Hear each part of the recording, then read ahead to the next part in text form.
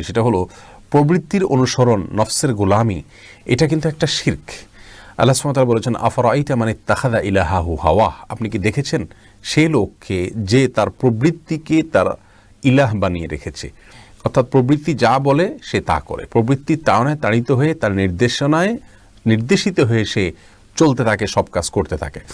তো এই জায়গা থেকে আমরা বলতে পারি এই আয়াতের আলোকে যে একজন মানুষ যে তার নফস যা বলে তা করে, যা খুশি খেয়ালে আসে তাই করে, নফসের বিরোধিতা করা, নফসের মোকাবেলা করা, নফসের সাথে আপনার টক্কর দেওয়া, তার বিপরীতে চলার মতো শক্তি যদি কারণ না থাকে, তাহলে বুঝতে হবে তার ভিতরে ঈমানের দুর্বলতা রয়েছে। আমরা কথা শুনবো আল্লাহ এবং তার রাসূল সাল্লাল্লাহু আলাইহি ওয়াসাল্লামের। আমাদের মনে যদি কোনো কিছু নাও চায়, তবুও মনের বিরুদ্ধে জিহাদ করতে হবে। এটাকে বলা হয় নফসের বিরুদ্ধে জিহাদ। আর এই জিহাদটা করাটা সহজ হবে যত বেশি আমাদের ঈমান তাজা করতে পারবো, ঈমান শক্তিশালী করতে পারবো, আল্লাহর প্রতি বিশ্বাস আমাদের বাড়বে, আল্লাহর আয়াত যত পাঠ করব,